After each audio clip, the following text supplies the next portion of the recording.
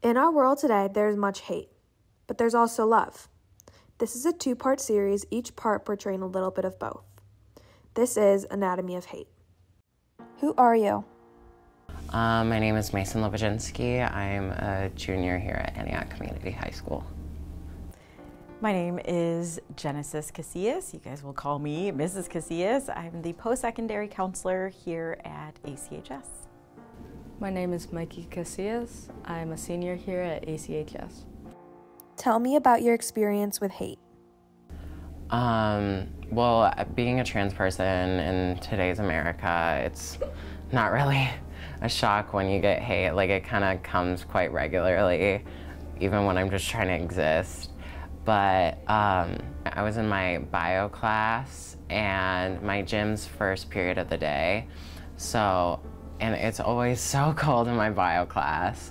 So I asked Mr. Caro, hey, can I stop by and grab my jacket out of my locker from the locker room? And I changed in the girls' locker room. And I went in there, I grabbed my grabbed my jacket, and these girls were kind of just staying around my locker, or in the locker room, just talking. And so like I do, I like to make conversation, because making new friends, and also I was getting a little out of bio more.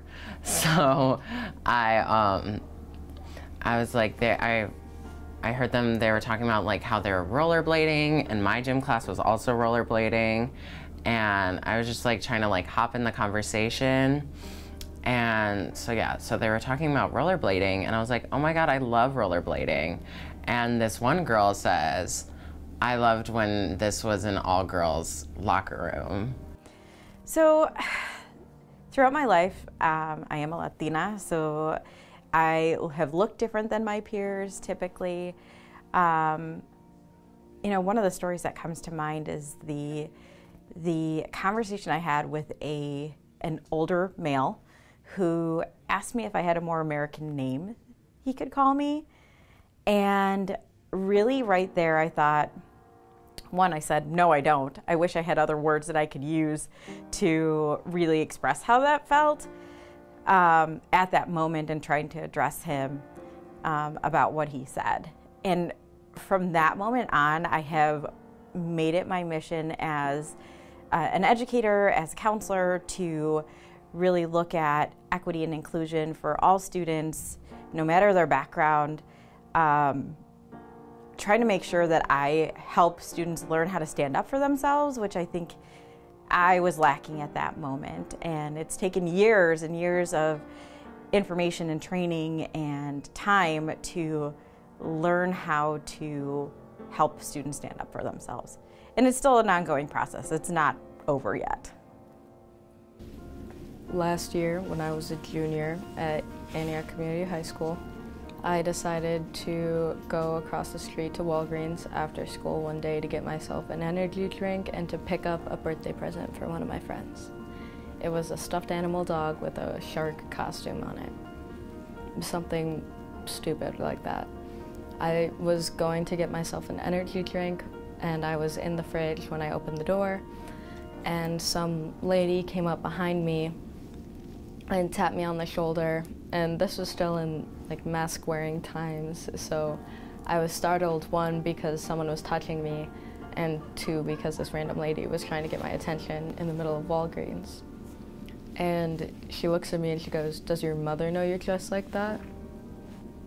And I was confused. I was wearing a long sleeve t-shirt and sweatpants, and I was holding a stuffed dog. And I go, "Dressed like what?"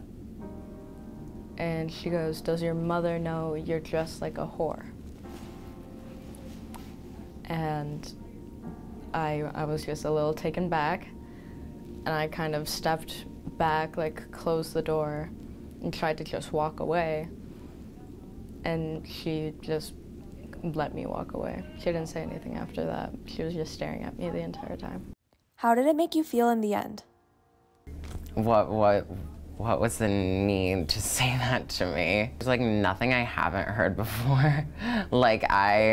I've heard everything in the book, but it just like, it was just like, really?